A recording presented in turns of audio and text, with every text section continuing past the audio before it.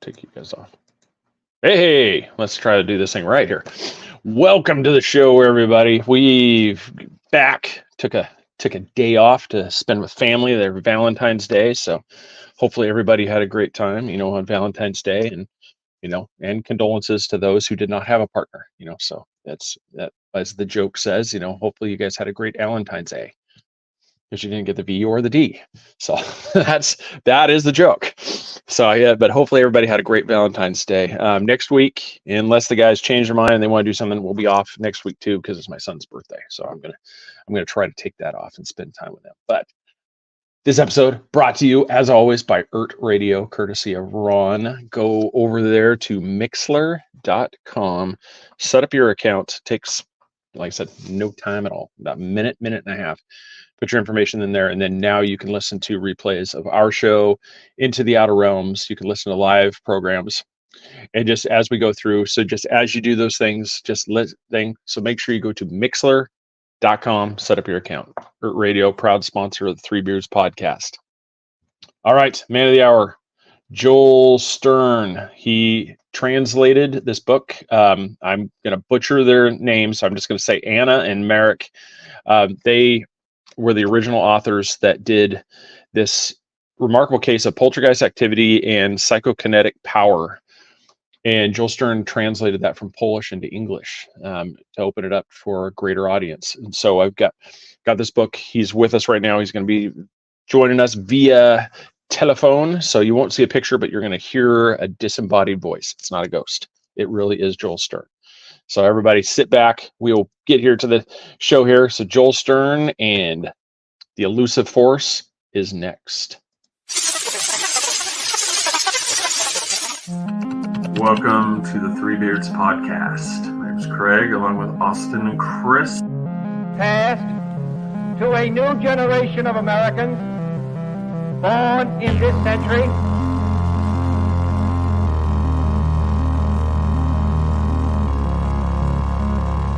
Let me out. I'm afraid that is right.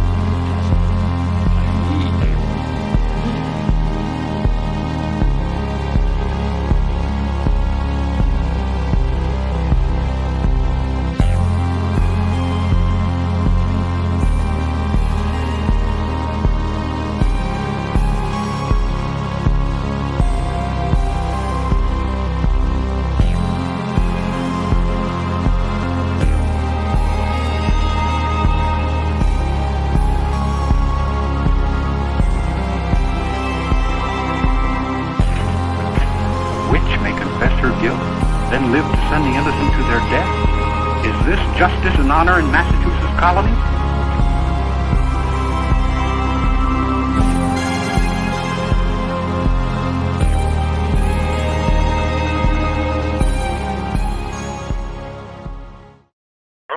All right, and Chris is on vacation, and so let's just go right to Joel. Yep. So we're going to be right here. So we have him on the phone. Let's bring him right on. Joel Stern via the telephone. How are you, sir? Hi. Welcome to the broadcast. Sorry. Well, thank you, Mark, Brian, and Craig. I'm honored to be your guest tonight. Oh, you're welcome. Thanks for being on here. So, since you're on like one of those crank phones from the like 1910s, do you have a beard? Do I have a what? A beard. A beard. Facial hair. Facial hair. Oh no. No, I'm clean shaven. So now it's 2-2. Mark is. We won't hold that against you. Okay, but Mark appreciates the brotherhood. Yeah. Yes. So, but this is, it's a fascinating. I thought you asked me if I had a beer. No. Well, you can have. Well, you can have one of those too. Nobody can judge because we can't see it. We're No, fine with that. I want to be sober during this show. You may change your mind shortly and start drinking heavily. But it's great to have you on the broadcast. So looking forward to this. Yeah. So start off for everybody. Like I said, I'm holding up the book here, sir, but Joel, so everybody can see. It's the Elusive Force. This is the fascinating case in 1983 in Poland of Joasia Gajewski. If you're, anything but Polish, it would be Gajewska. And this is one where, just with reading the book, I said we'll get into this through the show, but like I said, just to lay it out for everybody, it's really fascinating because in the beginning, it really speaks of where this looks like, Catholic priests need to be involved. This is a this is a massively haunted house. And then through the research, as we go through the story, you're going to finding out that she has a large role in these occurrences that are going on as well. May I just make one minor correction? It wasn't a haunted house. They were occupying what you would call an efficiency apartment. Mm-hmm. Oh yeah, the apartment. Yeah. It wasn't a house per se. And it was a small town of Sosnowiec in southern Poland, in a province called Silesia, which used to belong to Germany before the Second World War, and after the war, it was taken over by Poland. So they were living in an area where, which had formerly been a German colony. Well, even during, like what you said, because set the scene for you, yeah, where it was located. That's important. Yeah, because during that time too, that was one of the things of the story. Just the fact that they were coming out of this, I mean, that had to be brave just in itself, with being behind the Iron Curtain in 1983. This isn't something that certainly affected the reception of this case to a large extent, but we can talk about that more later on. So, in this case, how did it come about that it was investigated? Is it because of the girl exhibiting, these abilities, or was this something that was, muttered throughout and someone picked up on it and said, "Hey, let's go investigate this"? We have to start from the very beginning. Sure. It was in the Easter holiday of 1983. I believe it was the night of April the 4th. After the Easter dinner and watching television, family, it is the mother, Joasia's grandfather, and Joasia herself went to bed. The father was a plumber who had some kind of night shift at a steel plant, so the father wasn't there at that time. And late in the evening, Joasia's grandfather was awoken by a mat that fell from the wall, and he tried to put it back, and it started dancing around literally in the air, and other objects started flying around wildly, smashing into walls. Grandfather at first thought that Joasia was playing some sort of prank on him, but it turned out that she was asleep. And naturally, the grandfather became very frightened, and the mother came into the parlor where the daughter and her father were running around frantically. And they obviously could not explain what was happening, and they ran upstairs to the neighbors. They were scared to death. The neighbors came down and also saw flying objects. And in fact, they were hurtling so fast through the air that they couldn't see the objects. Only when they smashed into the walls, glass tumblers, matches were flying around. It was utter chaos, utter bedlam. That's the first incident. It happened all of a sudden, inexplicably. There was really no warning, no inkling that something like this could have happened. Now, did they ever, real quick, clue into on that part? Was there ever talk like at that beginning that they thought it might have been grandma involved in this, or was it something that they thought it was other effects? But what do you mean by other stuff?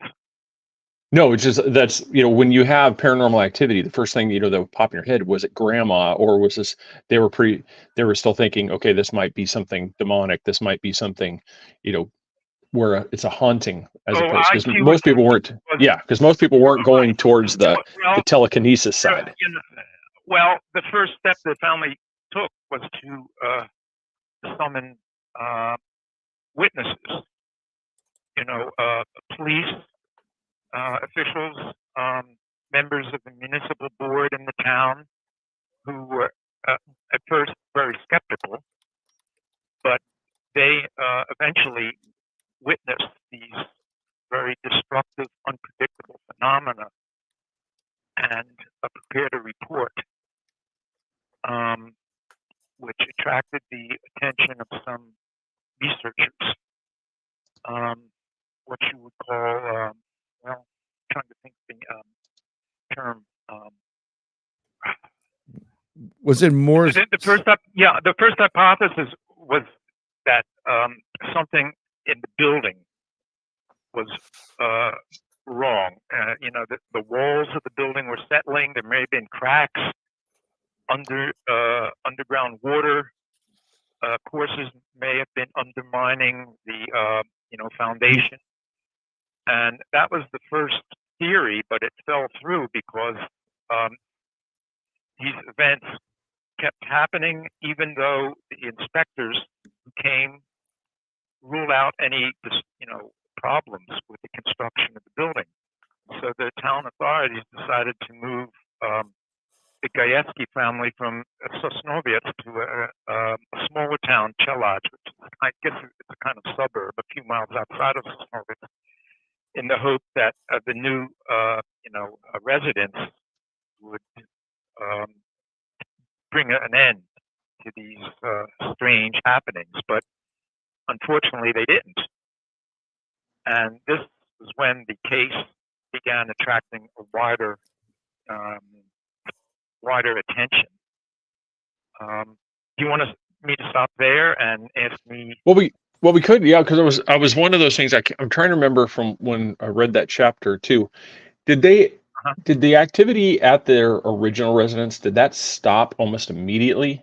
Did they moved out, No, or was there still like no, residual that happened? It continued. No, it continued. Oh, when they moved out?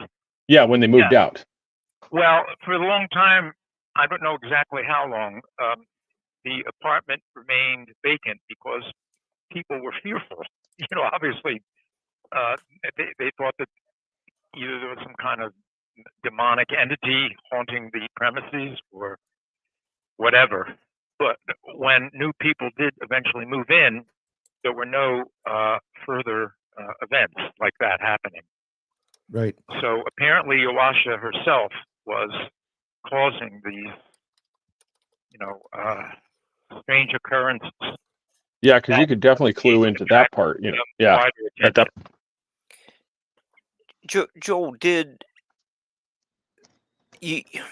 you start your case study with the time setting, and it's around Easter? Does a holiday of that significance play a role in No. Well, I can only go by what the book says. There's no connection between the Easter celebration and the beginning of these phenomena. But there is a possible connection because not long before Easter, sometime in 1982, Joasia's grandmother had died. This is mentioned in the book. Right. And Joasia was very attached to her grandmother and took her death very, seriously, and was, quite distraught. So this affected her, her emotional state. And there's some belief that the interaction of her emotional state and her hormonal changes in the stage of puberty might have been the cause. Now, this is just a hypothesis. It's one hypothesis that's dealt with in the book. And Joel, Yes. the actions taking place in the original homestead. What was the age of the girl at that point? Was she still? Well, she was 13. She was 13. 13 in the sixth grade, I believe. Right. And did she start puberty, or was this pre-puberty? Puberty. Oh, no. She was, well, according to the book, she was in a stage of puberty. Okay. Yeah. It all that has a huge bearing Yep. On Yes, it events. does. We can go into that further, but Yeah, we will definitely. Well, go that was kind of where when I led into that question, that's why I was wondering if the hypothesis was ever that this was grandma that was doing this activity, because there was such a grandma or grandma. grandma had already passed away when this stuff addressed. started. Well, if one adopts a spiritualist approach to these types of phenomena, it's conceivable. But Well, I was more just like the general mood of everybody in the beginning of this thing. Was that like one of the first things floated? Besides, like, could be we had the Department of Urban Planning was involved. Also mentioned in the first chapter that the family, they're not, I'll say, devoutly Catholic. They didn't have any religious icons or Bibles lying around in plain view, but they did summon a priest who performed some sort of ceremony. But this was in the original, apartment, not where they moved. Yeah, I just didn't remember any of the researchers if they clued in on that part. It had no effect. Yeah. It's being someone who investigates this stuff and seeing that it was a young girl. Me personally, from my personal experience, one of the first things I would be also looking at is the telekinesis or parakinesis, and it's definitely one of the things I would have been looking at to try to explain some of these things prior to. But that's just because I'm coming from a different background. If you get the general public, the local sheriff or policeman, and then, city planner or whatever it is, and they're like, they don't know what this is baffling to them. Well, it still is baffling. There's no, the final conclusion is that 40 years later, we still don't have an explanation. We only have hypotheses, some of which are more plausible than others, but we just don't have the equipment or the knowledge to satisfactorily explain such phenomena. The difference in Joasia's case is that she was studied intensively over a period of 40 months by several teams of specialists. This is very unusual in most cases like this. Well, I really liked how she bonded with that one researcher too. Oh yeah, Dr. Gadula. He was a very, very courageous man, because Poland at the time, it was a very conservative Catholic country, and they do not look kindly on paranormal phenomena. It's attributed to witchcraft or occult forces. So there was a lot of tension. Yeah, you're 100% correct, because if you go back to the Eastern European, if we look at Bram Stoker's Dracula and Mary Shelley, it's always the villagers that, like, no demons, so this is taking place in that kind of society to a certain degree. Like, this is not, I'm give the man a ton of credit for doing what he did, because this could have resulted in a major persecution by, the townsfolk and everybody around.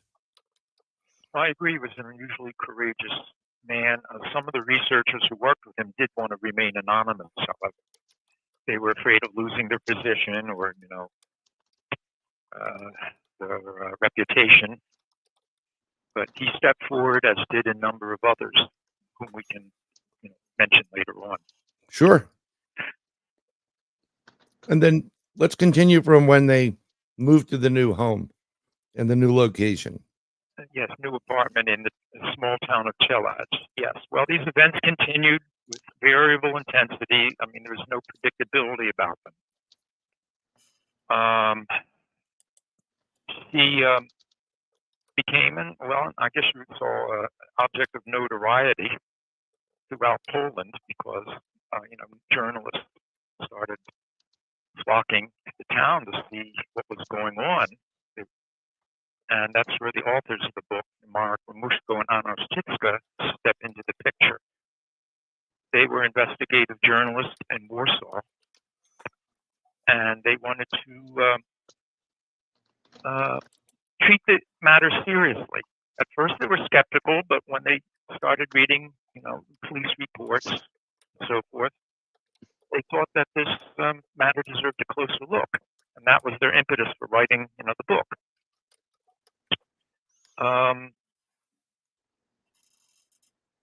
As I mentioned, Dr. Gadula, who was a surgeon at some sort of vocational rehabilitation clinic, decided to form a team of specialists to delve further into this case. And, the first few chapters of the book set forth their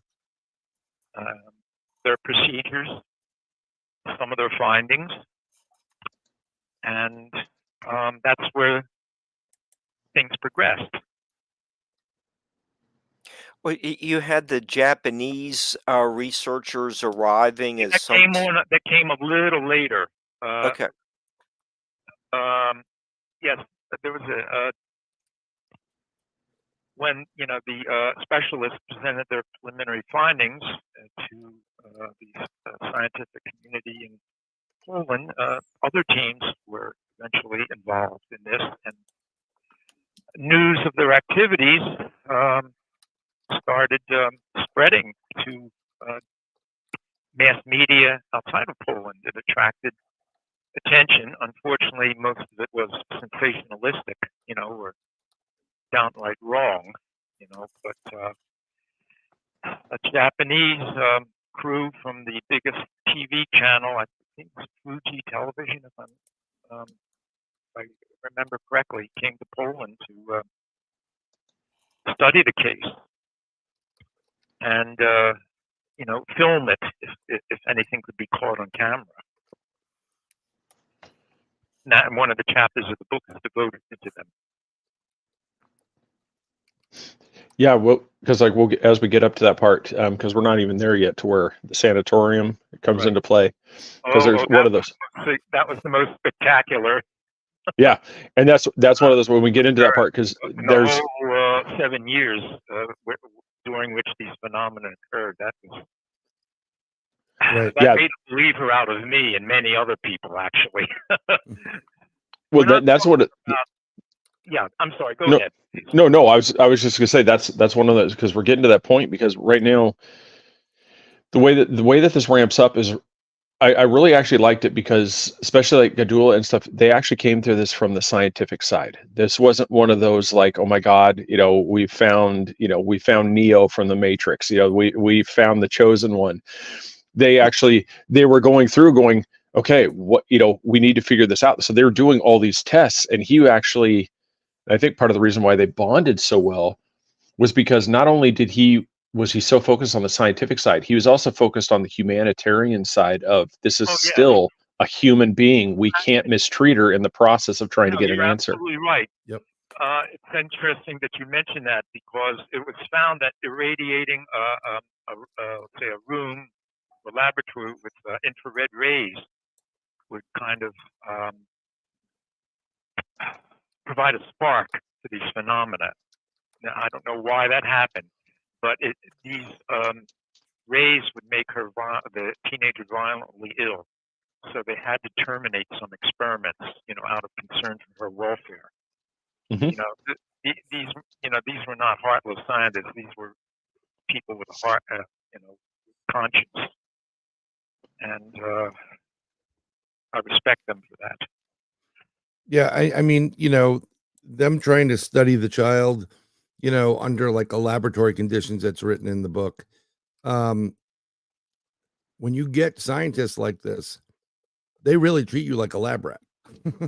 And when they're Yes, not, that's true. and some a lot of people will treat her like a lab rat, but I give credit to the ones that said no, no, no, no, no, we're not doing that. Because that could have, if she's having these and exhibiting these type of powers, that could have been deadly in the long run. I really can be, depending on how well she is equipped to produce these type of events. Well, she didn't have conscious control all the time. I mean, it's very unpredictable. To some extent, she could channel the energy of these phenomena. That's mentioned in the book when she, the time when she was at the sanitarium. She was able to channel this energy into a very destructive form, but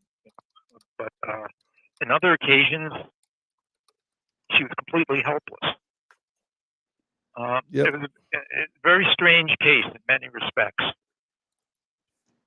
Oh yeah. Well, yeah, because you're right about the helpless part, especially in the beginning when they're at their original residence. I mean, as it was told, I mean, glasses are just flying through there, smashing. There's shards of glass everywhere, cutting. Well, people were injured. Yeah, herself included. Visitors were injured, and she herself was cut many times by flying glass. So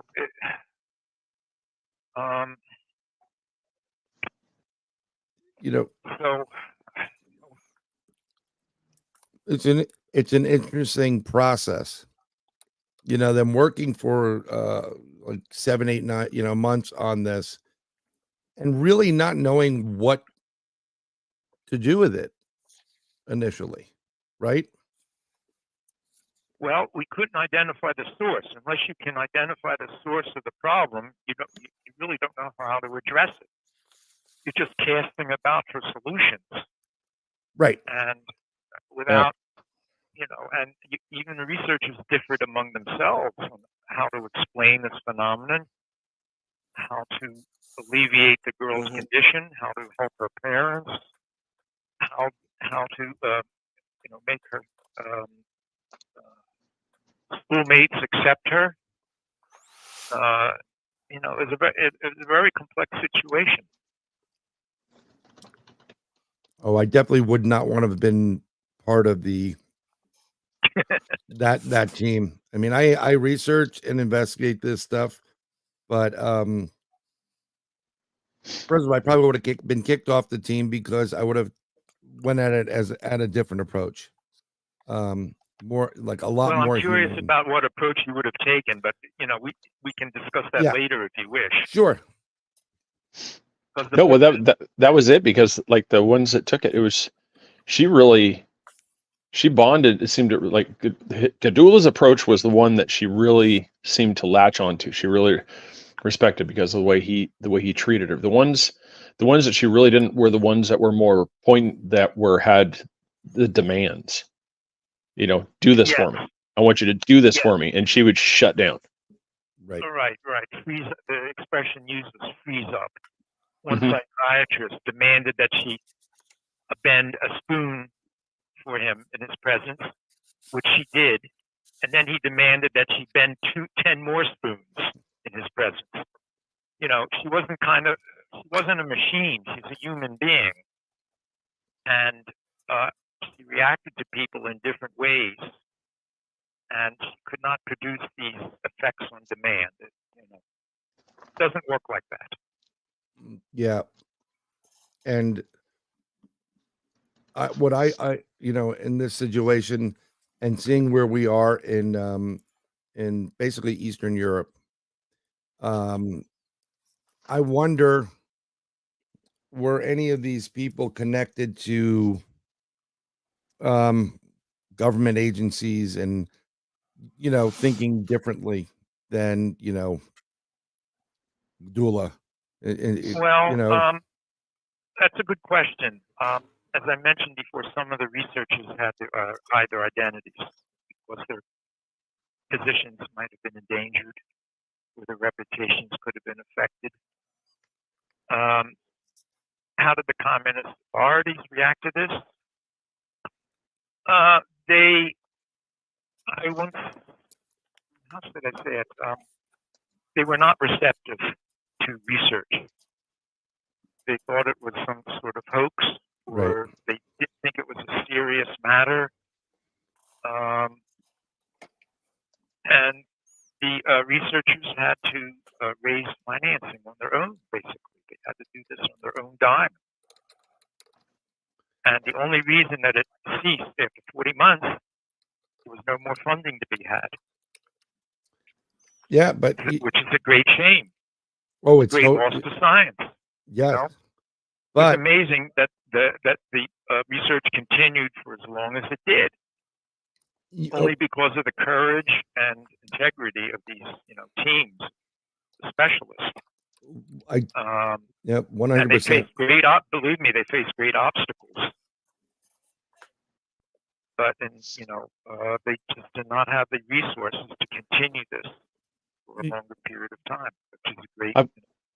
Yeah, I've often wondered if this had been a modern thing, just what more could have been garnered from this study. Because one, like I said, we're talking 1983 to about, what, 1988, 89? Well, no. I would When it say was when she finally just went away? To late 1986. Because it was like 89, wasn't that when she graduated, like from medical school, yes. and she kind of disappeared? The research itself was conducted from mid-1983 to late 1986, at which time the funding ran out. But the events did not stop until she reached the age of, let's say, 20, sometime in 1990. So that's the time period we're discussing. And when she reached 20, did it officially stop, or that's when she stopped? I can't really answer that because it's not indicated in the book. The book was written in 1989 when the events were still occurring. So whatever happened after that is a matter of speculation. I don't have firsthand information in that. All I can tell you is when she reached the age of 20, the phenomena started tapering off. I just want to read you a comment from one of our viewers. Sure. Calabas, who says, what do you think of James Randi, and would this woman have claimed the prize money? If you know what James Randi has. Yes, I know. He offered $1 million. Yeah. Well, I don't wish to address James Randi. All I can tell you is that the teams of reputable scientists, physicians, metallurgists, experts in other fields studied her intensively under strict laboratory conditions for 40 months. They came to the conclusion that there was no hoax. Yeah, I mean, it would. And furthermore, these phenomena were witnessed by dozens of other, if not hundreds of other people, including trained policemen, nurses, physicians at the sanitarium, who were eyewitnesses, and either they were suffering a mass delusion, or one has to give credence to the testimony of these people. I don't believe they were in a conspiracy to. No, I don't either. Perpetrate a hoax of some kind. And if you remember Dr. Richard Broughton's introduction to the book, he's a very eminent paranormal researcher. He puts the question very bluntly: either we give credence to these specialists who've been researching these phenomena for decades, or they're deliberate liars. Why would they want to risk their reputation for the sake of a hoax?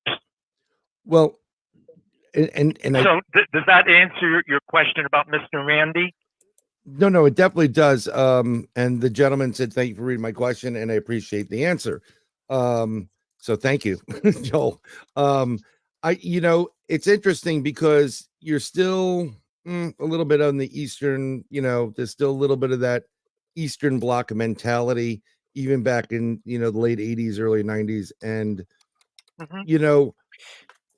my fear is that actually, I'm happy that they stopped and they ran out, and I'm put air quotes up, ran out of funding, because I think the problem would have been that government, or like KGB, deep state, whatever you want to call it, would have come in, and they have unlimited funding, and they would have obliterated this girl, trying to pick and prod her, and make her whatever, do all these tricks. So I'm kind of on one side happy about it, but on another side, kind of sad that being a father with daughters, you know, I wouldn't want any of this bad stuff to happen to them. And it's really scary when you don't know what you're doing, and it just appears. Yeah. Boom. That's me. Yeah, Joel, I just kind of to follow up with what Brian said. 40 years ago, you know, there was, the possibility of, like Brian said, the deep state, just really obliterating this girl. She would, never recover from the demands placed on her. You know, here we are 40 years later. Brian is throwing out more of a humanitarian look at such a test subject. Do you find that overall, the people who are going through these experiences and are being studied, they are having more humane treatment than I can't answer that question. Okay. I think discuss a little about my own background so that the Okay. listeners will Yes, that'd be understand. great. I should have actually begun with that because I'm not a professional paranormal researcher. I have a strong interest in certain topics relating to paranormal themes such as reincarnation,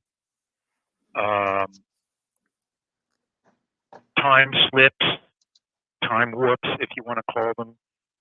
But I'm a translator by profession, and I'm not going to make any.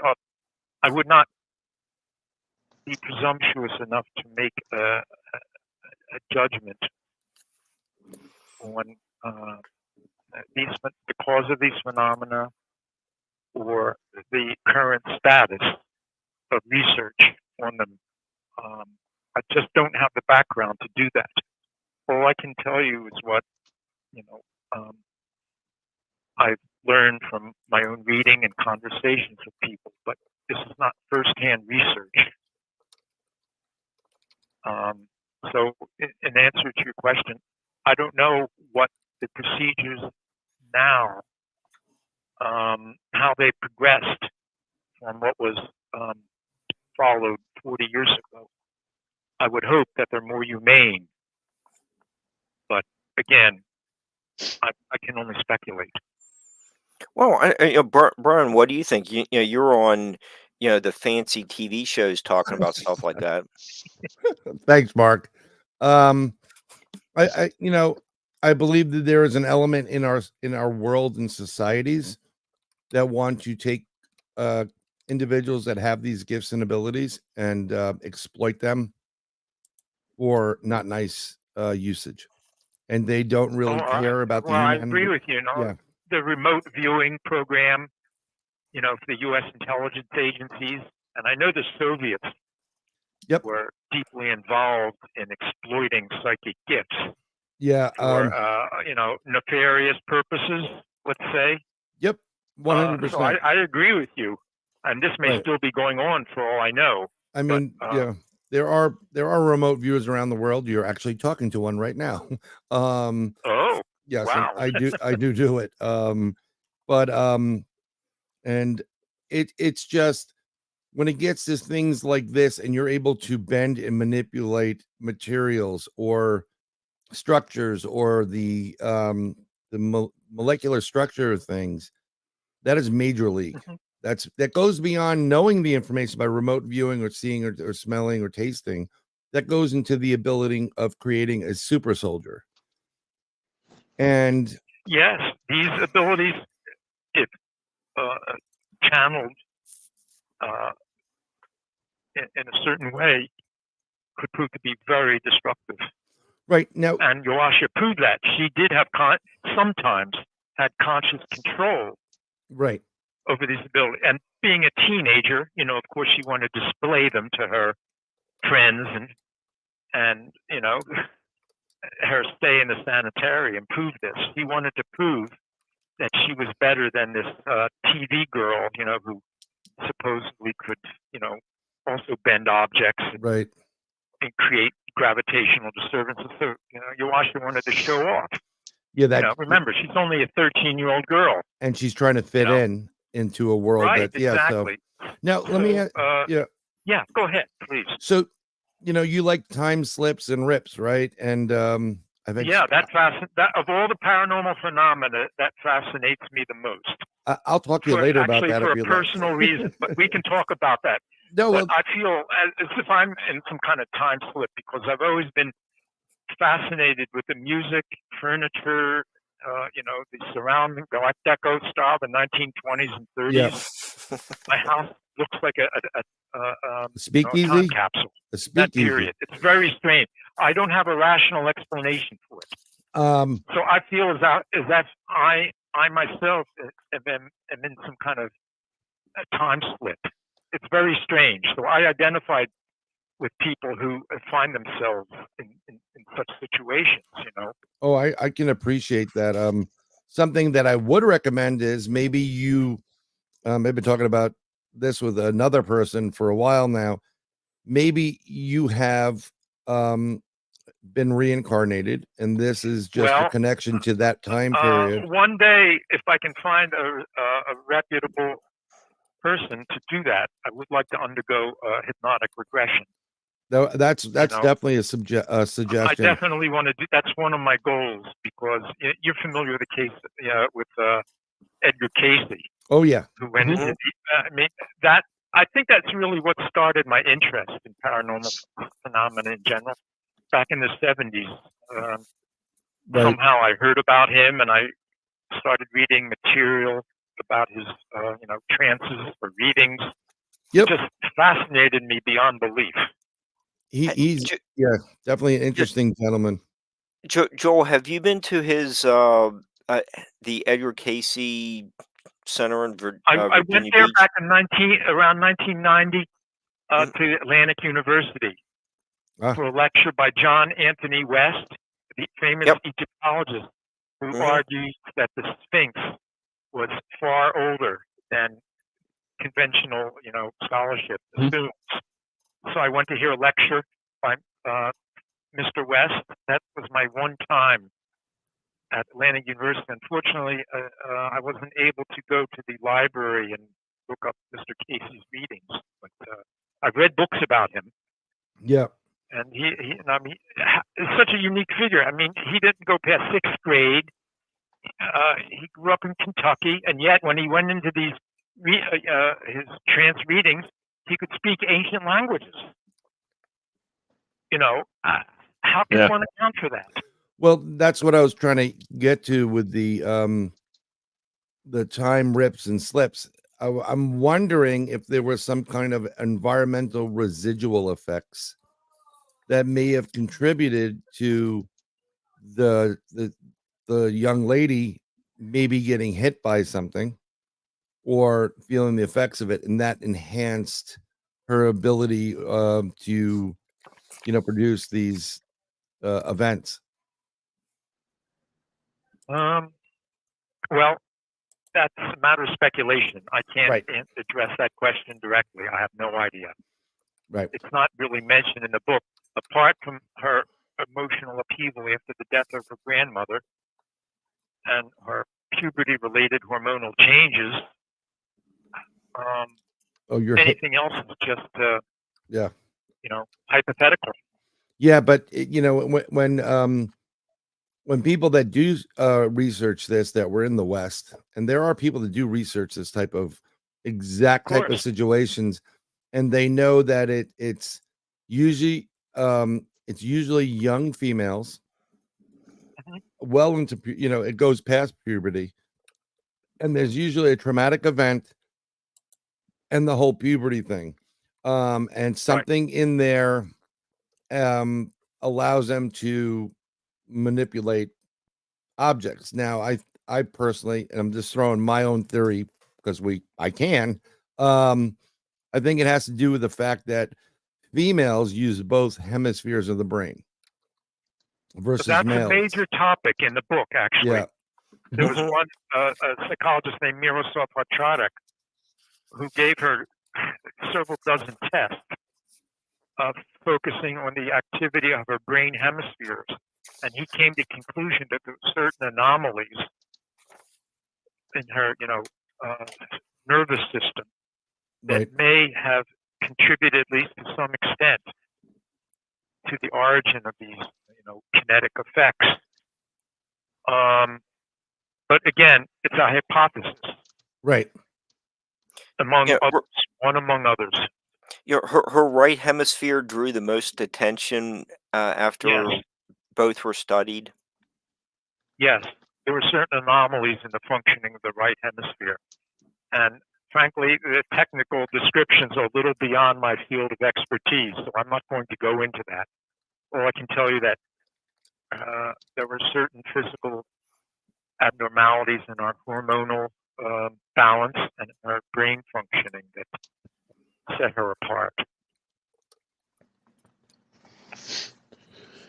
Real quick, well, yeah, there's the same question. Have you delved into a lot of the MK Ultra and the remote viewing research in the human aspect of it? I've read articles here and there, but I'm by no means an expert on that subject. Why do you ask?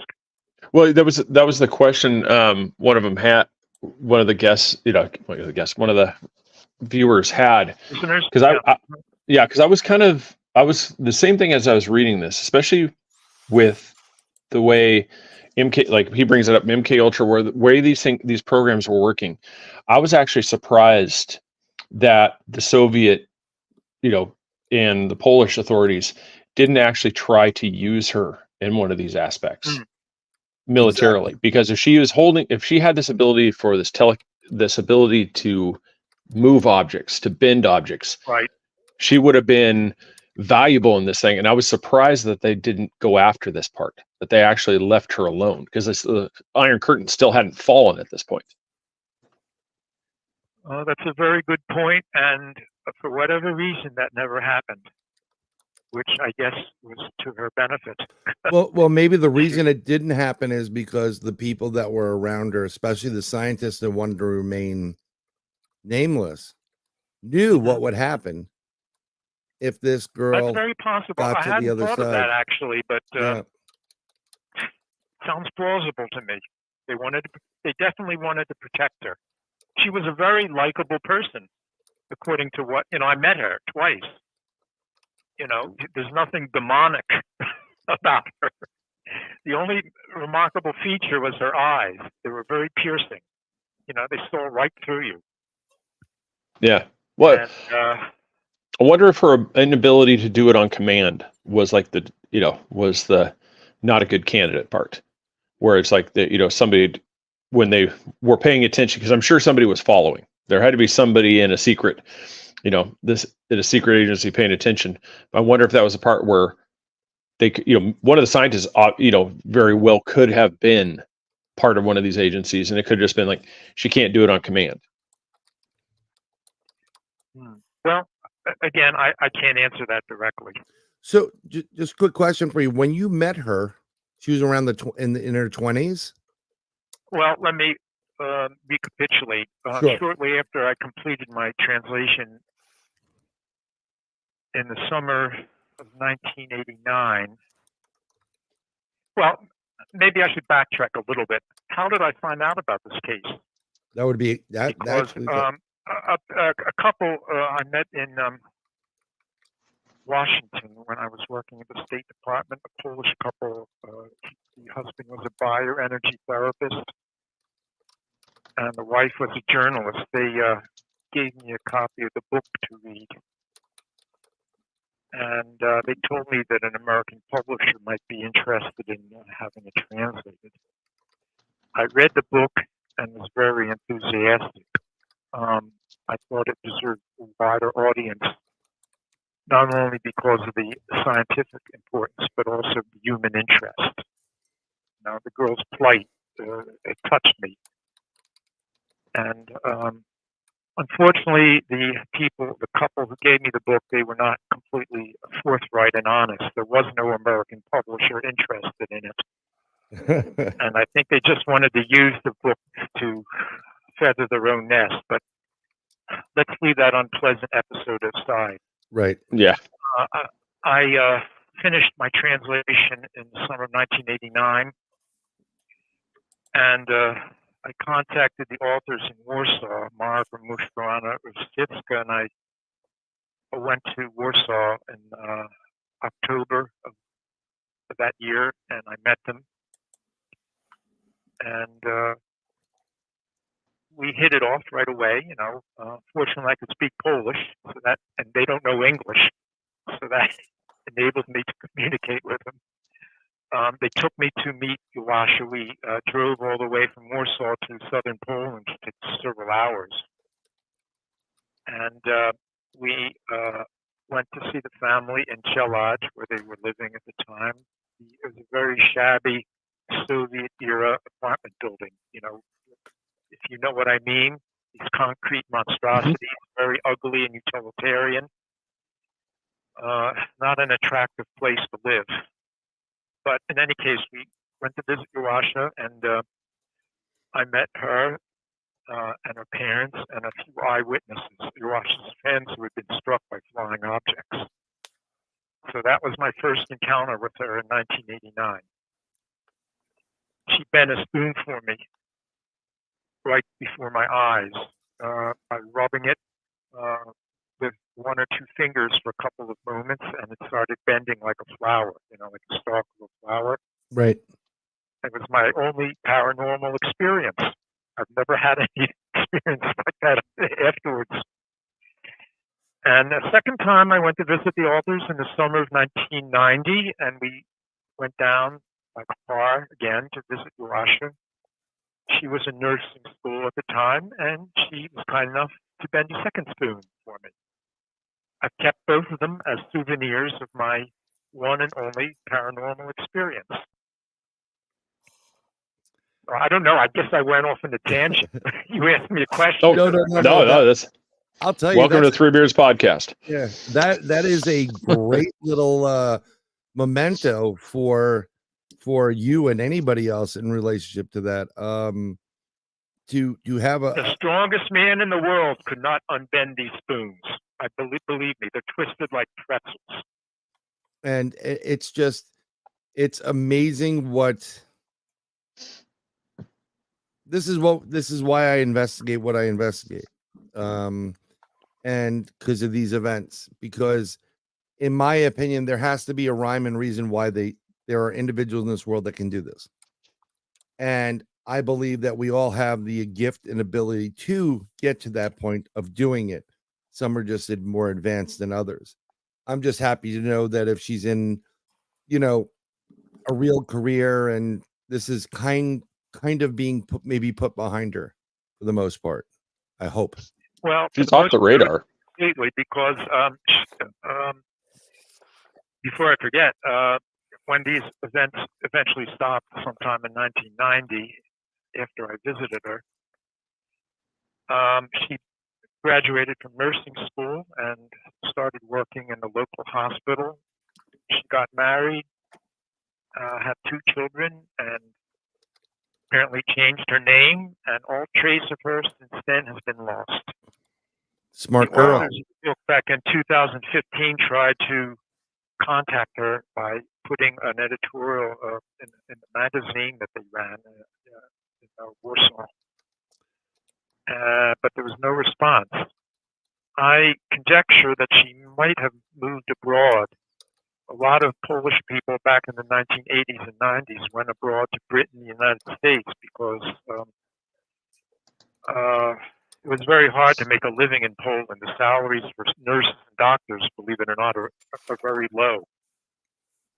And if you have a family, sometimes you just have to go elsewhere to give your children a decent life. Yes. So I'm surmising that she might have gone abroad, but in any case, her whereabouts are unknown, which is a shame. It would be interesting to get her perspective. Maybe 40 years afterwards. Oh, I totally understand your, it definitely is a little bit of a shame, but I'm kind of like more power to her for getting away from the dog and pony show and living her life. What I'd like to really know is if she's had children, what her children can Well, right? Unless we by some miracle find her again, we'll never know. Well, yeah, maybe we'll never know. Maybe she knows what to look for and she keeps her children. No, it's okay. This is how you control it. And she's using, teaching these kids so on and so forth.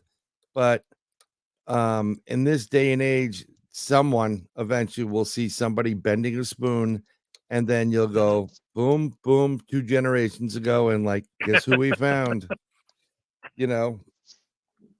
Oh yeah. You brought up just to go off on a slight tangent. This matter of spoon bending. Why is it important? It seems like such a trivial thing when in the larger scheme of things. Bending a spoon, but in another respect, it's very significant. Let's say there's this hypothesis that some disembodied entity entered her life for no rhyme or reason and started causing these destructive, events. If that is the case, did this entity also give her telepathic powers?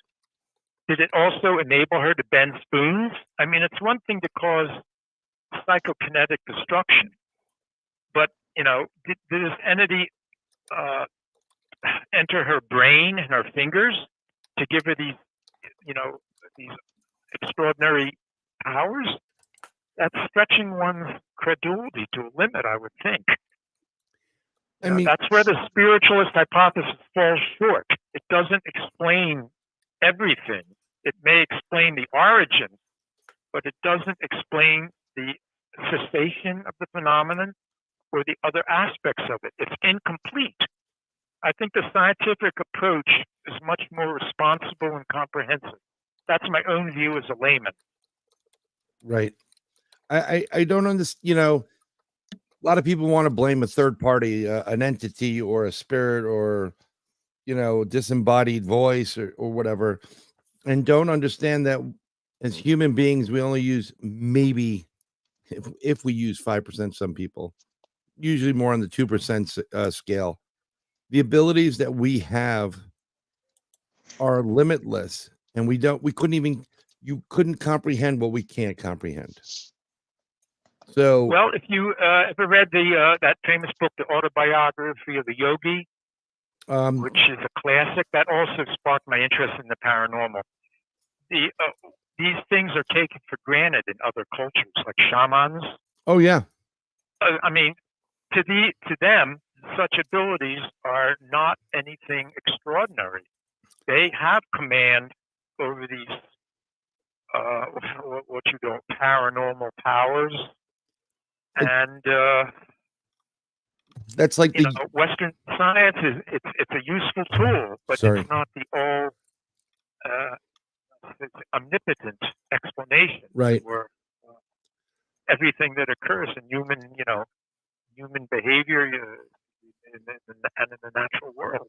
Well, it's limited. but think about this, right? So we have these yogis in the East that are significantly older. Like some of them are like over 100 years old. They have the ability, and it's been told that they have the ability to levitate in the process. But the arrogance of the West is, oh, well, we know better than you. I'm like, it's just mind blowing because there are other people in cultures that you would say, oh, they don't even have running water, but you're missing the point. Maybe you don't need it. It's just the mindset. It's crazy how people think. Well, I call it tunnel vision. Yep. Outside the tunnel, everything is dismissed as unreal or insignificant. Exactly. Well, and you work for the State Department, so you know very well. Yes, I'm well aware. Yeah, that's like me working for the IMF and the UN. Yeah, I got you. I think I'm sorry. I just wanted to go get ahead. back to the point of the spiritualist. I don't know. I may have sent all of you this review by Rob Tilley for the Australian Journal of Parapsychology. Now, he's a strict spiritualist. He dismisses all scientific research into psychokinesis or telepathy as superstition. Everything is caused by a disembodied entity. If you bring in a medium, because if you bring in a well-trained medium, you can eliminate all this problem. You don't need scientists. All this is, bunk. That's his very orthodox approach. But at the same time, he admitted in his review that he didn't understand the scientific theories presented in the book. So if he didn't understand them, how could he criticize them? How could he dismiss them? That's very arrogant. It's presumptuous. That's what I'm talking about. This tunnel vision. Everybody, either it's one or the other. Either it's strictly scientific or strictly spiritualist. Well, it's right. The problem in this world with this quote unquote paranormal field is there aren't many ways to validate it, because most of the ways that you would use to validate it would be, as they say, debunked, because they're not, I know it's going to sound crazy, valid. So whereas in the scientist community, as long as you can say, okay, I did X, Y, and Z and it produced, gel, and someone can take X, Y, and Z and produce gel, well, that's valid because I can reproduce it. It's insane. There are things I've seen that we've talked about on the show. We have a lot of guests to talk about things, but there are some of us on the show that will believe that you had an experience, but they can't say that you actually had an experience with a Bigfoot or with a UFO or whatever, because they've never had that experience. So it's very frustrating.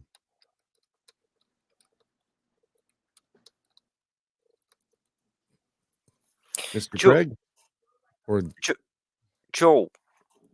Yes. Is there one of the things that interests me is how some of the older authors portrayed supernatural events. Have you read much from Victorian ghost stories, or I know what you're talking about, ectoplasm. Yeah, things like that. Like Hume in 19th century Victorian England, who could levitate up to the ceiling, and this was witnessed by very reputable scientists, not just by superstitious villagers. I would not discount these stories at all, but I'm not a student of Yeah, I'm not really. paranormal research. Yeah, I've read articles here and there, but yeah,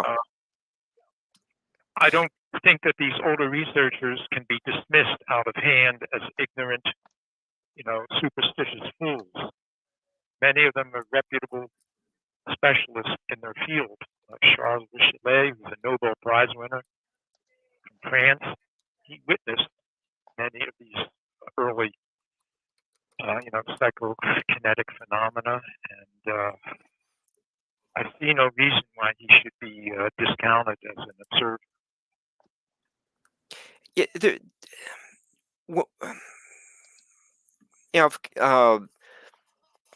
come across some of this stories, like House of Seven Gables, or some of Dickens's Right.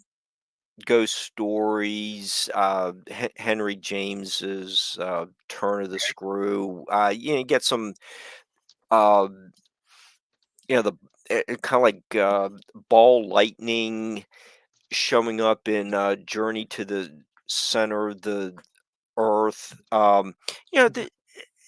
There were those authors that tried to.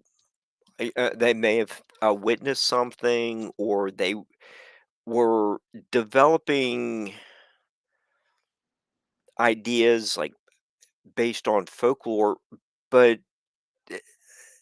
there was uh, an element of wanting to know something. Like the what was the cause that you mentioned? We don't know, but they were trying to. These Victorian authors were trying to get maybe try to explain the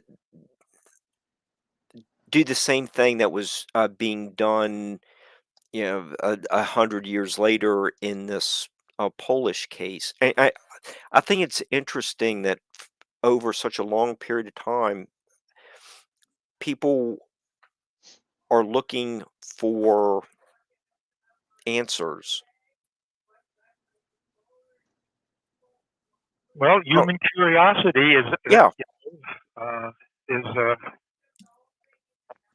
it's the basis of science. Alchemy, alchemy goes back several thousand years. Alchemy, the great alchemists were also trying to uncover the secrets of nature. In fact, it may surprise you, but the great majority of alchemic texts have never been translated. They're in obscure languages, Old Arabic, Sumerian, Aramaic, what have you. And it's a shame because there may be some very valuable insights to be obtained from all these ancient texts. Where you're familiar with the concept of the Vimana, the flying machines in ancient Sanskrit literature. yes. They were describing in the greatest technical detail the operation of these flying craft. This is not mythology. These people were describing something that they directly observed. Yeah. There's an honesty And, to their reporting. Yes. this goes back thousands of years. Hmm. So to answer your question, yes, this has been a strand in all human, activity. It may not have been called science as such, but people were making an earnest, serious effort to understand the reality around them. Yeah, well, we're going to touch on Max. He just dropped a question too because he missed part of it. I know we touched on it a little bit. So with Joasia, so pretty much through the research, what are they? Did they ever come up with kind of an idea why it was a sudden stop in this thing? Was it just something that either the conditions in her, changed? Or what, I know we talked a little bit about possibly like an outside I entity. answer that question because I'm only the translator of book. All I can speak about is the knowledge that I obtained from meeting her, speaking with people who observed her. But what happened after I left Poland in 1990, I don't know. I'm not aware of any studies in the 1990s or afterward that would explain these phenomena, or why they started or why they ended. I wish I Yeah, could be 'cause more helpful in yeah, answering. no, because I couldn't remember that from the book if they And ever also, actually came up with a conclusion. There's no firm conclusion. The basic hypothesis, most of the research done before the end of 1986 was that there was an interaction between her hormonal changes and her emotional state. But why her? Why not other teenagers in puberty who also are going through, emotional upheavals? It's typical of the teenage years. There's no satisfactory answer that I'm aware of. There are more people and teenagers and on the female side that do exhibit these type of behavior, but they may have been contained more so than this one young lady. That's why. Well, her case is unusual that it lasted for 7 years, even after she passed the stage of puberty. Yeah. And that what makes her case rather unique. It's definitely a unique case, but Oh yeah, we have people that have been psychic mediums since they could remember, and we're talking like really, really young, and they're still doing it now. They've actually gotten better at it. Some people haven't. But I would see that if you're a child and you keep doing the same thing over and over again, and eventually you'll be testing yourself, let me throw that knife at the board, Yeah. and eventually you'll learn how to somewhat control something of it. But you still would need, I would call like the Yoda of this type of thing, someone that could actually work with you and teach you how to control it and teach you how to do certain things.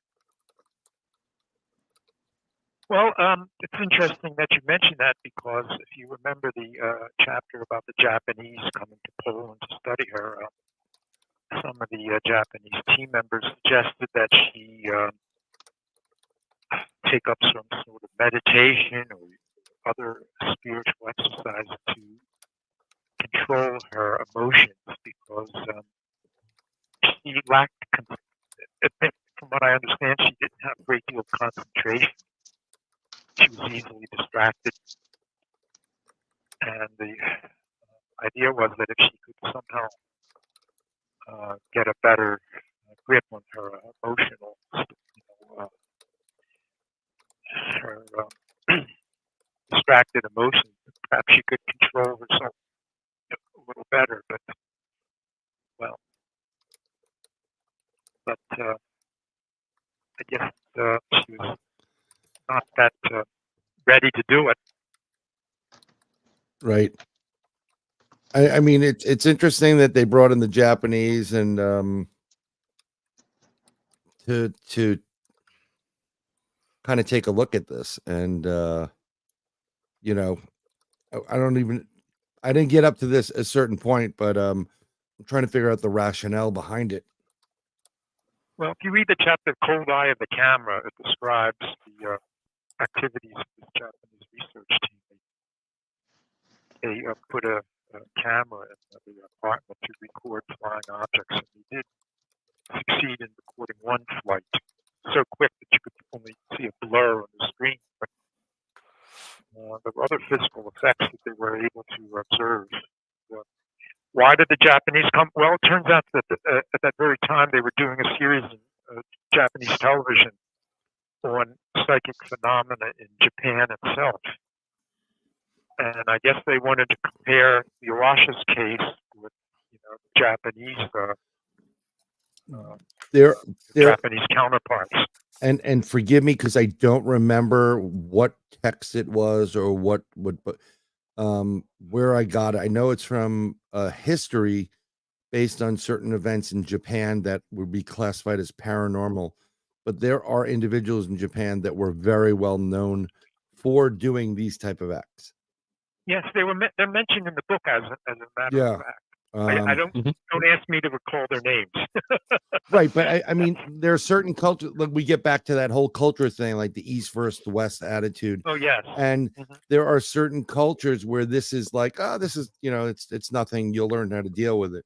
I'm sure Mhm, mhm. some of our indigenous members throughout history also had certain gifts and abilities that were, and then they went into you're working with the medicine man or you're working with the shaman. That's your gift. That's where you should be, type of thing. Definitely interesting.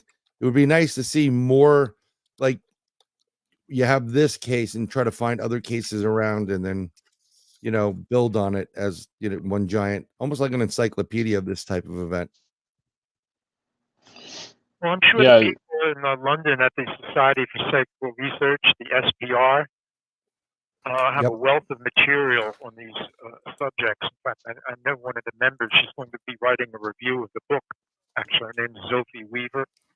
She's a native Polish woman who's been involved with paranormal activity research, rather, for decades, and she would be a very interesting person to interview.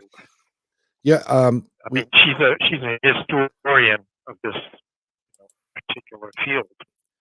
Yeah. Teruo Matsumoto is one of the ones that was involved. No thanks. I'll Right. have That something now different. sounds familiar. Yeah. Yep. Actually, and I was leaning a little bit towards this, but we'll just bring her in anyhow. One of the listeners that's here is, her name's Katie Turner, and she said maybe she was a hybrid, which means maybe What does that mean?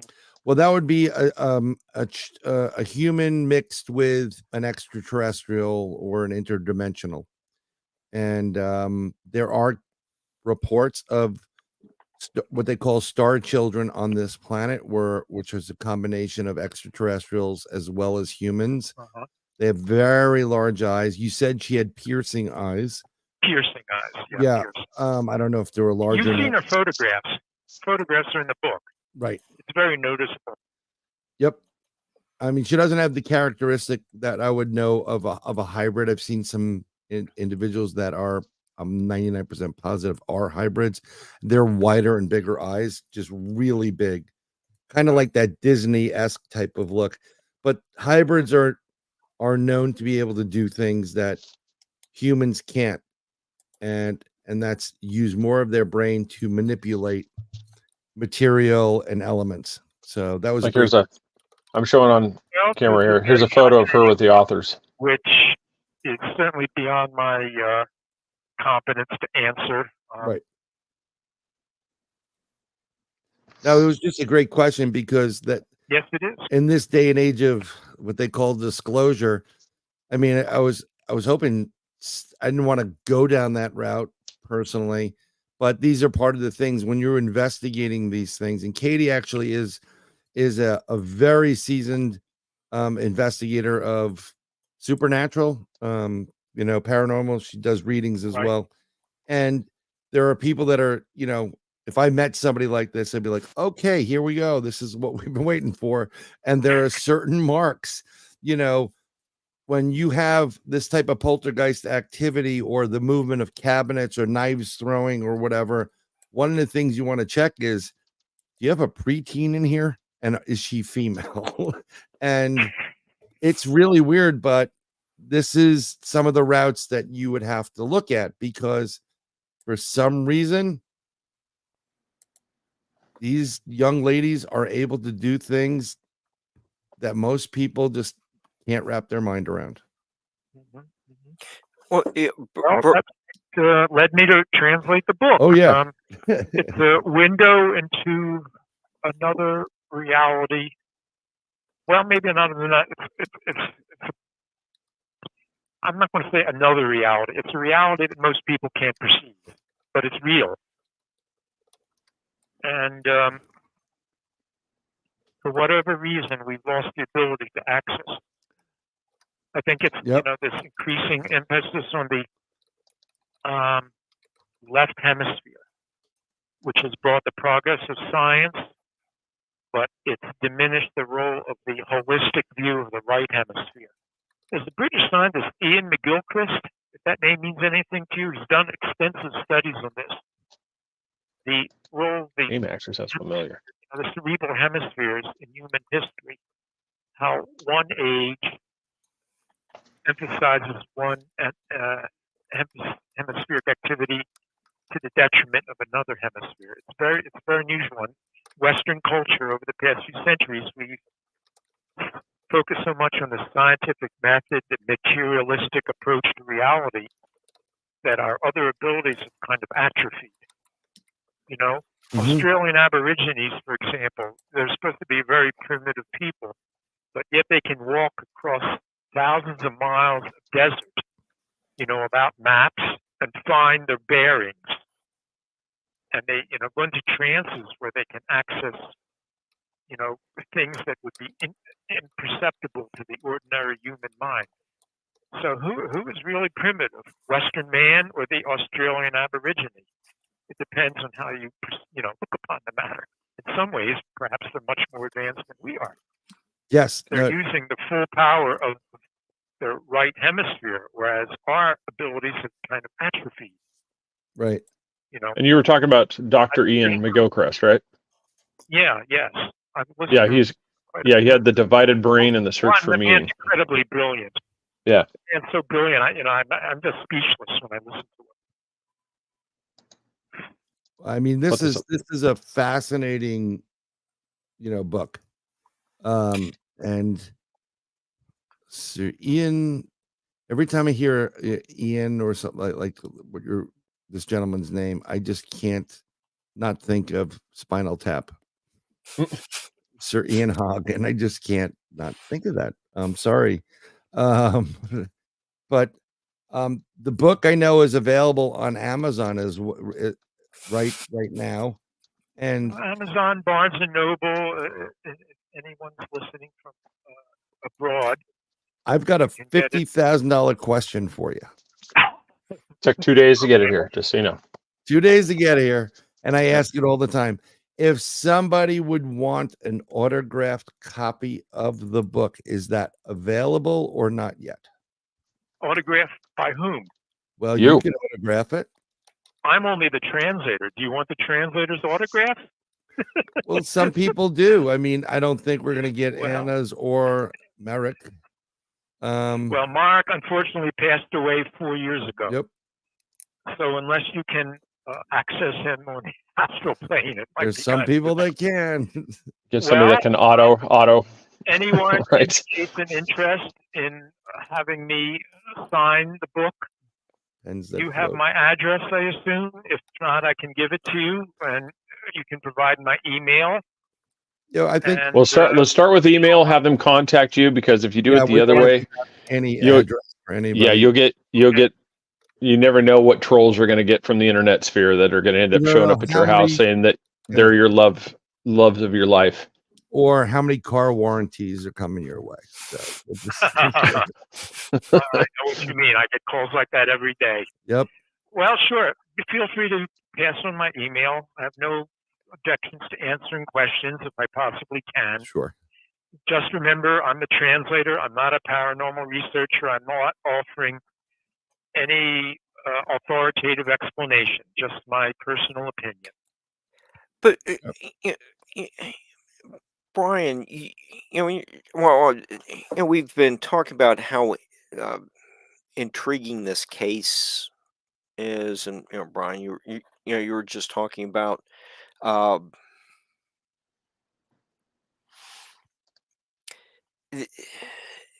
the importance of like certain ages, yep, how that fits in with paranormal studies, and when, as Joel has been talking about some of the different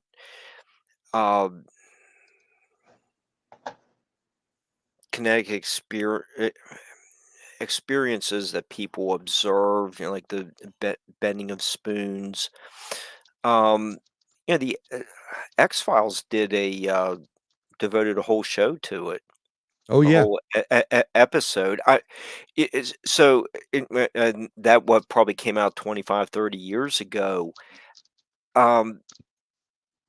This that would be I don't know if there was a connection between the elusive force and the X-Files episode, but it shows how that something like this has been intriguing authors for some time. right. I don't know if there's a question. I'm just, making an observation. I just think. I mean, I remember the episode you're talking about. So There's a little I'm all in boy. on. Mhm. Yeah, and there's a lot of people in Hollywood and in the entertainment industry that are reading things like this and know about things like this coming from a different perspective, and they incorporate it. They get that job and they incorporate it. If you want to know a lot about paranormal and supernatural and all that other stuff and how to protect yourself and some of the stuff that goes on, look at the show Supernatural. Whoever writes for that show, I who whomever. Has a great imagination. No, there's a lot of truth to what they're doing. Well, I know, but it's what they also. It's scary like how they've got some great. it's just scary how they're doing. I mean, like their tail end of the seasons, where God's writing his own novel and not paying attention to the hell on earth. We're kind of living through that right now. So, it's interesting. Maybe a higher power is using certain individuals and vehicles like books and these podcasts and TV shows and to get its message across. Like to like and subscribe to Three Beards podcast. See how I threw that in there? Gratuitous plug. I like it. Or yes. Interject a Yes. remark. The term paranormal. I was a professional translator, and I'm very sensitive to the nuances of language. I think paranormal may not be the best term to use. It's a convenient term, but not maybe the most accurate. Why do I say that? Because paranormal, the concept changes from generation to generation. What is considered para in one century is taken for granted as an everyday event in the next century. Let's take the case of X-rays. Wilhelm Röntgen, 1895, I believe he discovered them. Now, 10 years before, the very notion of invisible rays through which one could observe, the workings of the body would have been considered delusional. And yet now we're using it without a second thought. Right. Yeah. So there's really not such thing as paranormal in the strict sense of the word. We're just saying, everything is normal. We just may not understand certain phenomena, but that doesn't make them para. It just means that they're not understood. Right. They're part of reality. I always like the term high strangeness. Okay. I like that. And I like that. And if you're really obnoxious, you can say Fortin. I'm a Fortin researcher. If you're obnoxious, that's what you say. It's like using big words, like their epidermis is showing, when people are like, oh my God. But I think high strangeness is a better way of saying there's something not normal here and not paranormal, but it's some kind of strange activity, and we're gonna have to break it down to figure it out. What, do you have a problem with me using words like anti-disestablishmentarianism? Is that what you're trying to say? No, I don't. And just language can be very misleading. Yes. At times, because we perceive the world through our language, and if the language is based on false notions, it can really create a lot of confusion and misunderstanding. Just like that's true of the word paranormal. It has a negative kind of a negative connotation. As if it's not not totally serious. You Right. know, it's on the fringe. You know, it's marginalized. Right. Parrot. It's not quite normal. Whereas I think that all these phenomena are normal. We just can't understand all. In fact, we don't even understand in what we consider normal processes. Do we really understand how the brain works? We don't understand all of its infinite possibilities. You know, as you mentioned, 2%, 5% is used by the average person. It's that much. If So I think we should pay special attention to our use of language when dealing with these subjects. yeah, I think I just like you said, you know, it's detrimental when people use these things and try to classify stuff, or you know, the science today is just, I got to be honest, it's a joke. And I don't think there's much, you know, well, I'm a scientist. Well, in my from what I've seen and what I know, I don't normally trust that as something to be valid or whatever. You're a scientist. It's the same thing as the paranormal in my mind at this point. 'Cause you have to look at what's behind it and who's paying for it and the certain aspects of it in the language. I think that's true of the so-called mental health profession. To go off on another tangent slightly, Sure. people use the term science of psychiatry. Right. It's not a science. Yeah. It's a bunch of hypotheses concocted by panels. Thank you. Who are often compromised by their ties to the pharmaceutical industry. Thank I have you. a real beef with this. I like this Sorry guy. to go off on this tangent, but No. I'm again, keep going, there's Joe. no such as Keep going. there's no such thing as mental health, because thoughts, emotions, and behaviors, in a strict sense of the word, can't be healthy or sick. It's absurd. Right. You know, I'm not saying anything original here. Dr. Thomas Szasz, the great, you know, author of Myth and Mental Illness, he brought this up back in 1961. We're dealing with metaphors. We're not dealing with scientific method at all. So why am I saying this? I'm saying we have to be very careful in our use of language, because sometimes it severely distorts reality. The term paranormal, I don't like. I don't like the term mental health. I don't like the term psychotherapy, because you can't have therapy of the psyche. You can't have therapy of the mind. It's absurd. You know, you can't cure the mind in a literal sense. You know, as in medicine, the mind is not a corporeal object to be cured. Yeah, that's so.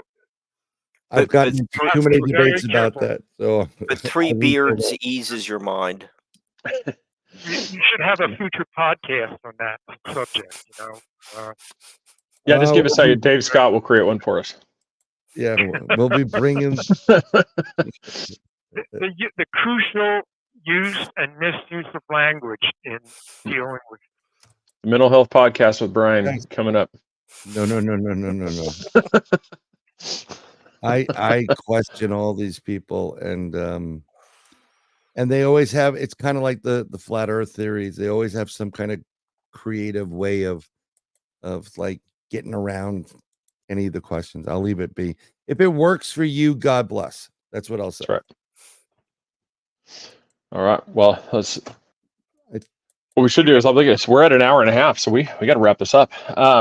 Joel, would you like to ask me anything else? Just what's your next work? Yeah. What's your next project? Oh, you know, this can't be one and done. Year out of my life. It was like giving birth to a child.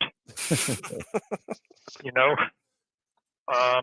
I'll pass. Fortunately, I had valuable input. Dr. Broughton, who wrote the introduction to the book, made some very pertinent suggestions. Another researcher in Britain named Guy Lyon Playfair. I don't know if that name means anything to you, but he wrote a book called The Enfield Poltergeist, which deals with the famous poltergeist incident in England. He gave me some valuable suggestions, and my wonderful editor, the owner of Anomalous Books, Patrick Luigi. It's a Belgian French name. Don't ask me to pronounce it. But he also did a superlative job of editing. So it was a joint project. I had a lot of help. What am I going to do next? Well, I'll let reality decide. If something comes my way that interests me, I'm open to the possibility. Right now, I'm just resting a bit. There you go.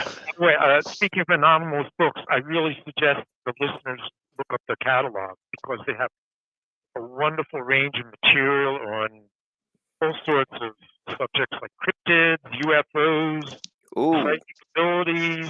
I mean, it's just a cornucopia.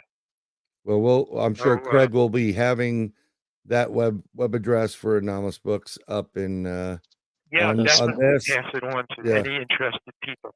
Right. And I mean, I can't thank you enough for coming on. It's fascinating. You know, what I love the fact that you work for the State Department and then you're going into this. So it's a nice dynamic because you're getting in my opinion, a truer perspective. This was like, yeah, okay, where the hell did this come from? And then boom, you know, versus people that are already into it or already have their theories. It seemed to come from it a different perspective, which is I like that, and I appreciate you being on the broadcast. Well, it was a lot of fun. I hope it was edifying and interesting to the podcast audience. And if you gentlemen would be kind enough to pass on my email address to any Sure. persons. yeah, we'll get Questions? the archives circulating for you tomorrow as well, and get you a copy. Yep. Yeah, I'm get Please you there. a send me a copy. copy, Yeah, we'll, and I'll forward it to all my friends in Poland and Yeah. elsewhere, and We should. it'll bring interest, bring attention to your own podcast, and let's make this a fruitful cooperation. That'd be great.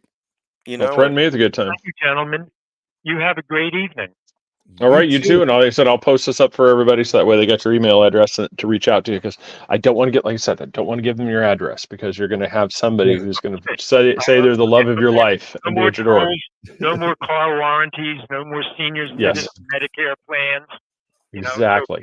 So on. Okay, well, you have a great evening, everyone, and take care. Thank you. Thank you. All right, sir. Thank you. Have a great night. You got it. Bye.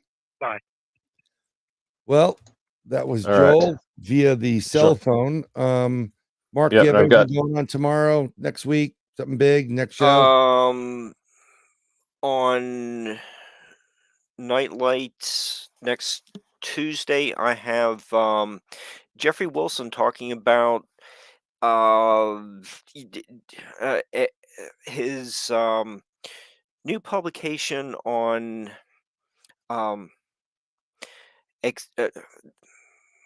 expanding on Squire and Davis's first publication for the Smithsonian, looking at all these native earthworks and the Cool, that sounds drawing. great. Yeah, and he would actually be a really good guest, for the Beards as well. It's actually a really interesting book, taking a look at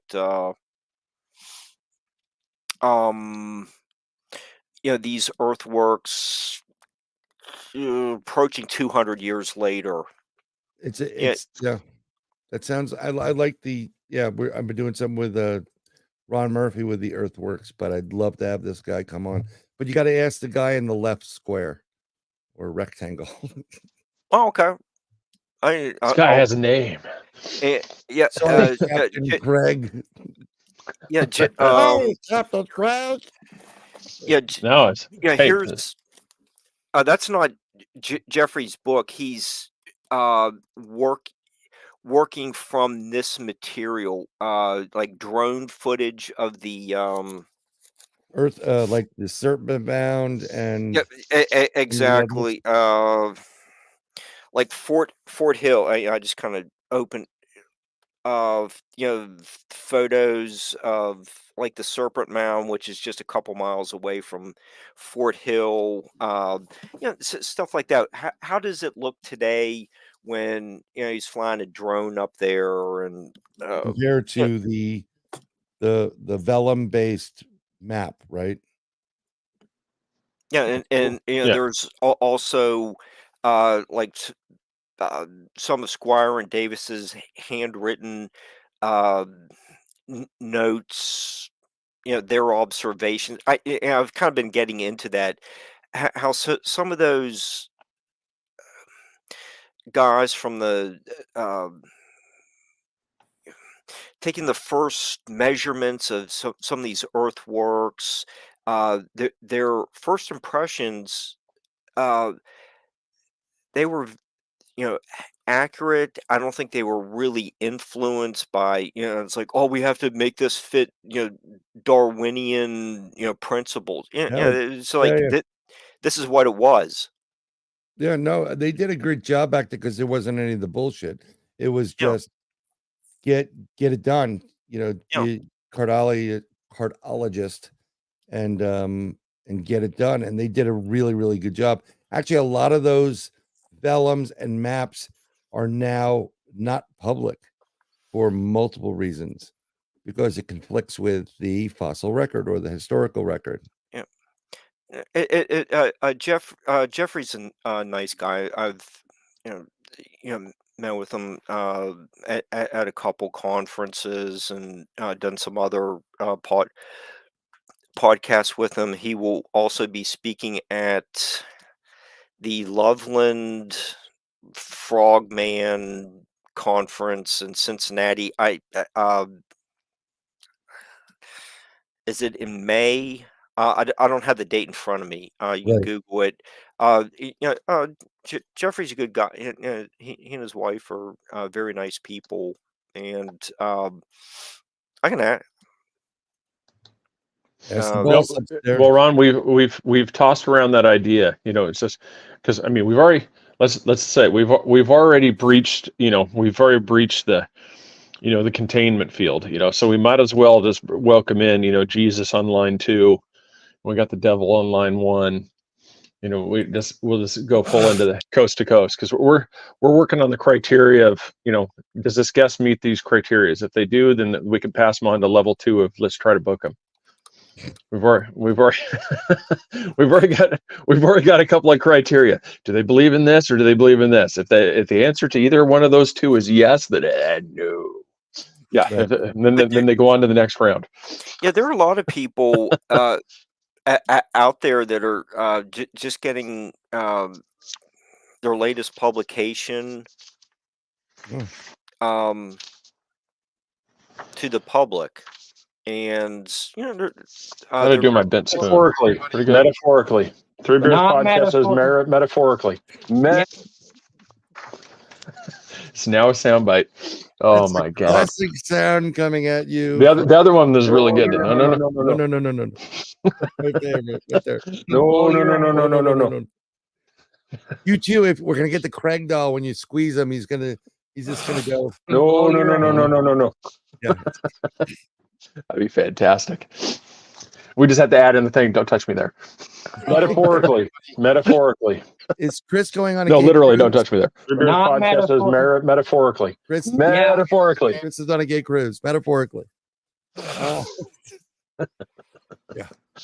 Oh my god. Yeah, we've had a couple of doozies. Yes. Yeah, no, so for people that want round 2, like I said, he's coming up on Nightlight. He's going to be there, and that's in March, correct? Yeah.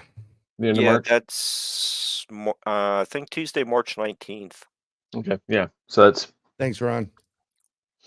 it's definitely good. Yeah, but kind of like to Ron's thing, it's like open lines. I mean, I think it would really good. We need to look into it because I think it would be kind of cool to be able to take callers, like somebody that's got a thing, but at the same time, we'd have to have that format because I'm not going to want to just take a call based off of like the guest because it could go so sideways. I mean, you could have somebody like, caller online, wants to ask a question about the search.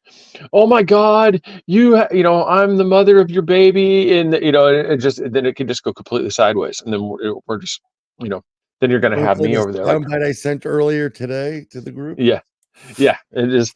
You're going to have something it could go completely awry, but at the same time, it'd be pretty cool. It'd be cool to just have like an open line show where you could just have. I mean, I've even tossed around the ideas. We have a local we have a local show here called the News Junkies, and they do this weekly bit where they have a guy, Fitz on the street. He actually goes and he asks 8 people a series of questions, and then everybody on the show takes a guesses on how many people got the answer right. And I've thought about that. That would be cool to like have a bit, add that into the show too, where it would just be one where one of us just does like people on the street. We ask them questions. It's like kind of like the news story. It's like, and then us just guess how many people got it right, and then we figure out some way to give people like Can we get- stickers and stuff. Can we get somebody in a state that doesn't have firearms in every house to be asking questions? Well, you do it on the street. You don't. You just you go like down. I can do it downtown Winter Garden. Just ask a bunch of people. Yeah, it's just. Yeah, it's what I think it would be. I think it would be pretty cool. Yeah, so I mean, it's that would be pretty good. I mean, we should have Chris go out. Chris be the guy on the street asking the questions. that would just us guess, because obviously I wouldn't be able to guess if I was doing it. Have We'd him have do to- the bike. Have him just drive the bike. It's my hologram sticker I just got. Oh, that's nice. We'll give you one Yeah. of these. We'll have to come up. Yeah, 3 beers on the street. We'll have to come up with something like 3 beers on the street. Damn, I'm all for it, right? yeah. there. Yeah, like we'll have to figure out some. Yeah, some catchy little Dice slogan. Videos. Catchy Oh, stuff. there we go. Say Calvis. Yeah, he's going to be at Contact in the Desert. That would actually be kind of cool if you could. We would definitely play some of those sound bites. And Craig will pay for it for you. It's I'm volunteering you already. I might be able to find a couple of dollars laying around somewhere. Yeah.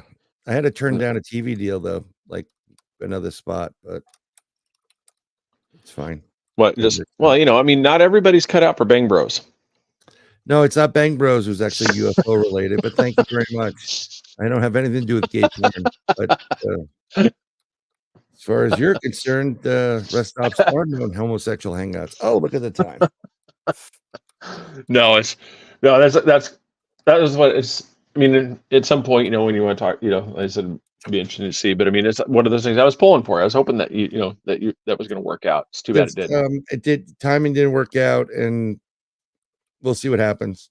Left the window open, so we'll see. Yeah, and Kev was all I said. I'll reach out to you because I mean, it'd be one of those things. If you find some people, I would definitely take some of those audio and video clips and we could post it up there for people, because that would be really interesting to see, because that's one of those things I'd really like to.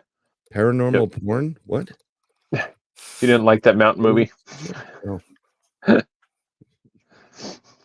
Brokeback.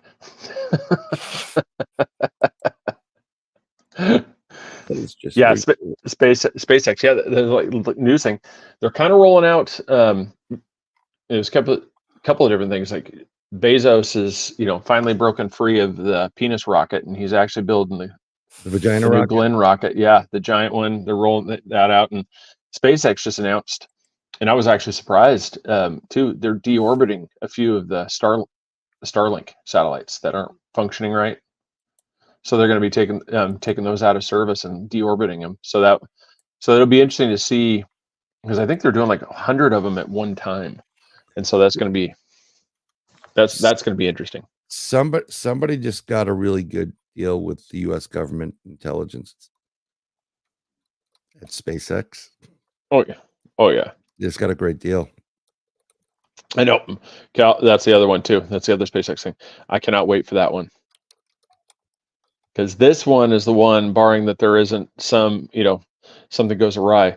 This one is supposed to go out into orbit, circle around, and then come back. And then repeat. But that's one of the things too. The military. I need almost like a poll for everybody. Do you think that would actually be a functional transportation system to launch a Starship with military gear into combat zones? No, because they talked about that, launching it, basically launching it, and then it landing cargo just coming down, and then with Starship being able to take back off, move those things out of there. It's one of those things. I don't know if it would be. Let's see this one. no. I think this one. No, I was referring to the. Well, is that when you're talking about the military contract? Yeah, I mean, they did launch that. I mean, they've been doing a lot of stuff with Space Force anyway. But I mean, I think are you talking about the deorbiting of the satellites is somehow tied into military? Does Chris have to do any special types of training for these types of vacations that he's going on? No, no, no, no. Just another tube of anal ease, please. Oh, I'm gonna get in trouble. He's gonna come back. What the hell did you do? No. Hey, I'm just. No, yeah. He should be. Hey, I think basketball's wrapping up soon, so hopefully he'll be back. yeah. You just said, Calvis was saying no, that doesn't. At least the deorbiting of the satellites is not tied to a military project. okay. Well, I give Chris the credit. You know, he's being a dad, and that's what you should be doing. You know. By the way, if you want to see a really great movie, Eastern Promises. I'll throw that at you. When were you in that one? I wasn't. Great movie. And No, I did look. I just the way you plugged it, I was like, it was kind of like no, it like was, you had a cameo in it. It happened to be on the desk. About the Russian mob. It's fantastic. Yeah, that's. And the movie Deterrence. Go see it. And is that the one where they talk? I just want to quickly follow up with Brian. Is Deterrence the one movie where they talk about you have a pretty mouth? No. That's not the movie. Oh, okay, it was something different. Okay. No. No. Nope. That's Nope. It's a thriller mystery. It's basically about the president gets stuck in a diner in the Midwest, and there's about to have a nuclear war. It's really, really good. I don't want to give any more away. It's worth seeing the whole thing, given what's going on right now in the world. It's getting scary out there. Kevin Pollak is the president. Yeah. If you want more, go watch Idiocracy. That one's even more close to what's going on currently in the world of politics. And the movie that Mark was referencing is Deliverance. Deliverance, yes. Okay. And that took place in Appalachia, West Virginia.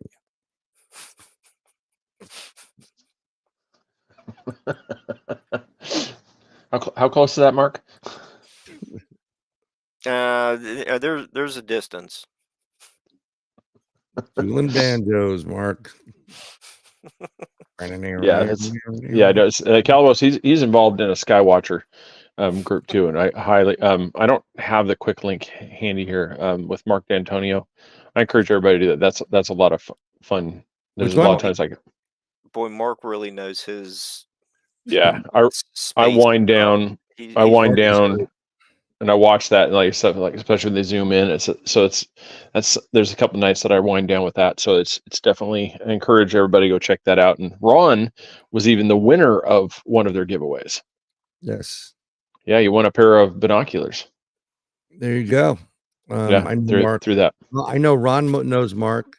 Actually, I was supposed to about to give Mark a call about something, and someone else did for me, so it worked out great.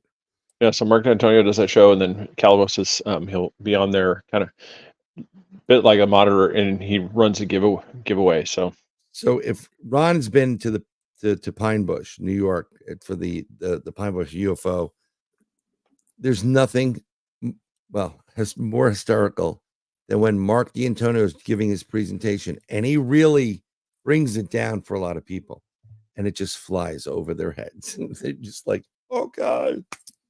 They just don't get it. It's great. He's really, really smart. But he presents very well. His information that just the layman would understand. 100%. Yeah, but there are still a lot of people that it's like deer in headlights. but he's an amazing guy. He's really fun, super knowledgeable, great guy. Friend, so but if you get a chance to see Mark D'Antonio, please go see him. He's fantastic. Yeah, I'm trying to find the link as Calvis. I don't know if you got it real quick that I can put up there. I'm trying to locate it right now. Like I said, while we're doing this, I got Sky Tour live stream. With Mark. I think I found it here. It's and he was in Alan B. Smith's movie as well, and Alan was a guest a year or so ago talking about so his movie. When I did Alien Invasion Hudson Valley UFO, it was Mark D'Antonio, Melissa Title, and Ben Hansen as the experts. And I promised the producer we're going to bring in Kraft. I brought in 3 Kraft that night, and Mark couldn't figure it out. Ben was in awe. And when you stump Mark D'Antonio, you're doing a good job. all right. There, I posted the link, so for people who want to watch that too. Yes. So yeah, there's that. So definitely check those things out. Those are whenever it's a clear day in Arizona, they go live. Yep. They start streaming. So Sky Tour live stream with Mark D'Antonio on YouTube, and I said I got the link up there for that channel there. All right, everybody. So next week, like I said, if Brian and Chris decide they want to have a little get together, hey, we can make that happen. But I go pretty much we're gonna take a break. It's my son's birthday, so I won't be here for sure. So if something happens, great. If not, everybody do it. And Kelly, you are more than welcome. Why can't Mark have a Mark Eddie pajama jammy jam? Still supposed to do a show with wearing one of Varla's onesies. There you go. Oh yeah, we need to have. Yeah, it's been a while since we've had her on the show. We need to catch up and see how she's doing. I've got her collection of her books behind. I don't think Crit ain't gonna do shit. So whatever. It's been fun. I'll see you in 2 weeks. All right. Yep. So definitely, and that's going to be. Let me get I'm going to post the calendar for everybody, so that way we know. Okay. So I can tell everybody what's coming up, because that's one. Because we got a couple. We definitely have some really cool guests coming up. That some of them are repeats that we've had before. The next one on March 6th is Maria Wheatley, The Secret History of Stonehenge. We're going to have her on for that one.